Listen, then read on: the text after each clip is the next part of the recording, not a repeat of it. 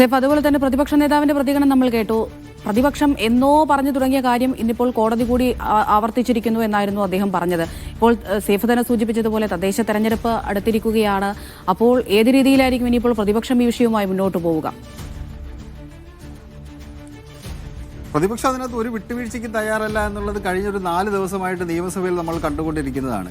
സാധാരണഗതിയിൽ ചോദ്യോത്തരവേള കഴിഞ്ഞ് ശൂന്യവേളയിലേക്ക് കടക്കുന്ന സമയത്താണ് പ്രതിപക്ഷത്തിൻ്റെ ഒരു പ്രതിഷേധം ഇങ്ങനെയുള്ള വിഷയങ്ങളിൽ ഉണ്ടാകുന്നത്.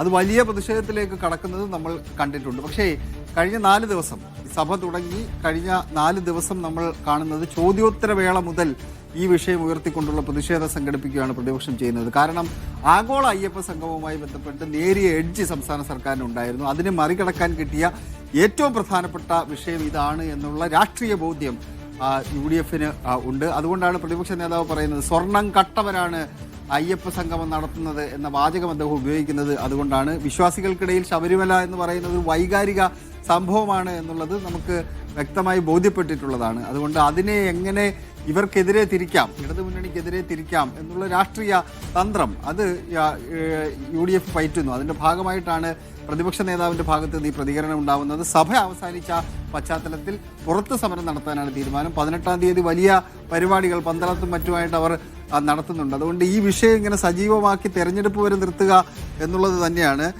സ്ത്രീ പ്രവേശനവുമായി ബന്ധപ്പെട്ട് BJP-യും NSS ഒക്കെയാണ് സമരം നടത്തിയതെങ്കിലും അതിൻ്റെ കൂടുതൽ ഗുണഭോക്താക്കളായി മാറിയത് UDF ആയിരുന്നു. അതുകൊണ്ട് തന്നെ UDF-ന് കൃത്യമായി അറിയാം ശബരിമലയിൽ എവിടെ തൊട്ടാൽ പൊള്ളും എന്നുള്ളത്. ആ തൊട്ടാൽ പൊള്ളുന്ന സ്ഥലത്ത് തൊടാൻ തന്നെയാണ് UDF തീരുമാനിച്ചിരിക്കുന്നത്. അങ്ങനെ തൊട്ട് പൊള്ളിക്കുക എന്നുള്ളതാണ്.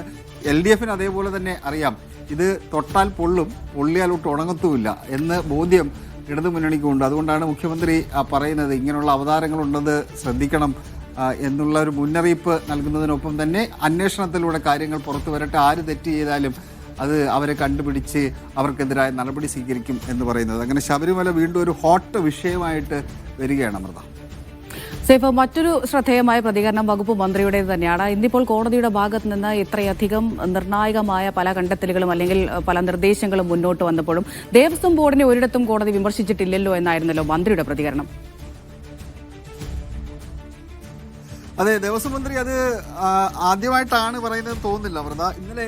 ഇന്നലെയല്ല മെനഞ്ഞാന്നാണെന്ന് തോന്നുന്നു. മെനഞ്ഞാന്ന് ഗുരുവായൂർ ദേവസ്വം ബോർഡുമായി ബന്ധപ്പെട്ട ഒരു ബില്ല് നിയമസഭയുടെ പരിഗണനയിലേക്ക് വരുന്നുണ്ടായിരുന്നു. ആ ബില്ലിന്റെ പരിഗണന കഴിഞ്ഞ് അത് പ്രതിപക്ഷമില്ലായിരുന്നു.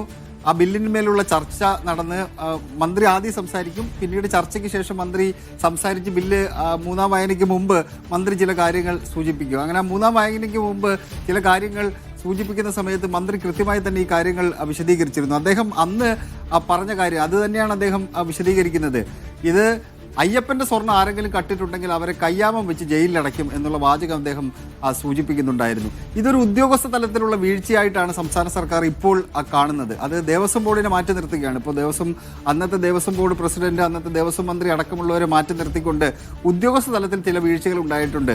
അന്ന് അത് കൊടുത്തുവിടുന്ന സമയത്ത് അത് രേഖപ്പെടുത്താൻ അത് ചെമ്പുപാളിയാണെന്ന് രേഖപ്പെടുത്തിയത് ഉദ്യോഗസ്ഥ തലത്തിലെ വീഴ്ചയാണ് എന്നാണ് ഇപ്പോഴും പറയുന്നത്. പക്ഷേ അങ്ങനെ ഒരു ഉദ്യോഗസ്ഥ തലത്തിലെ വീഴ്ചയായി മാത്രം അതിന് വ്യാഖ്യാനിക്കാൻ വേണ്ടി കഴിയില്ല.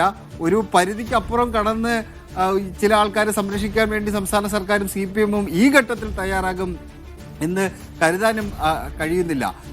കാരണം അത് ഗൗരവ സ്വഭാവത്തിലുള്ള ഞാൻ നേരത്തെ സൂചിപ്പിച്ച അതേ വാചകം വീണ്ടും ഒന്നുകൂടി സൂചിപ്പിക്കാം. ശബരിമല എന്ന് പറയുന്നത് തെരഞ്ഞെടുപ്പ് സമയങ്ങളിൽ ഏറ്റവും കൂടുതൽ ചർച്ച ചെയ്യപ്പെടുന്ന വിഷയമാണ്. അതുകൊണ്ട് എന്തെങ്കിലും തരത്തിലുള്ള ഉടായ്പ നടത്താൻ വേണ്ടി തീരുമാനിച്ചാൽ ഭക്തജനങ്ങൾ അതിനെ ഒരു കാരണവശാലും അംഗീകരിക്കില്ല എന്നുള്ള ബോധ്യം CPM-നുണ്ട്. അതുകൊണ്ട് ആർക്കാണോ വീഴ്ച പറ്റിയത് അവരെ കണ്ടെത്തുക, നടപടിയെടുക്കുക എന്നുള്ളത് മാത്രമാണ് CPM തീരുമാനിച്ചിരുന്നത്. പുറത്തിതൊക്കെ പറയുന്നുണ്ട്, പക്ഷെ അതിനകത്തേക്ക് വരുമ്പോൾ CPM-നുള്ളിലേക്ക് വരുമ്പോൾ അതിനകത്ത് വീഴ്ച പറ്റിയിട്ടുണ്ടെങ്കിൽ നടപടി വേണം എന്ന നിലപാടിൽ തന്നെയാണ് CPM-ന്റെ നേതൃത്വം ഉള്ളത്. ആ നിർദ്ദേശം മുഖ്യമന്ത്രി തന്നെ H. വെങ്കടേശന് നൽകിയിട്ടുണ്ടെന്നാണ് അറിയാൻ കഴിയുന്നത്. ശരി.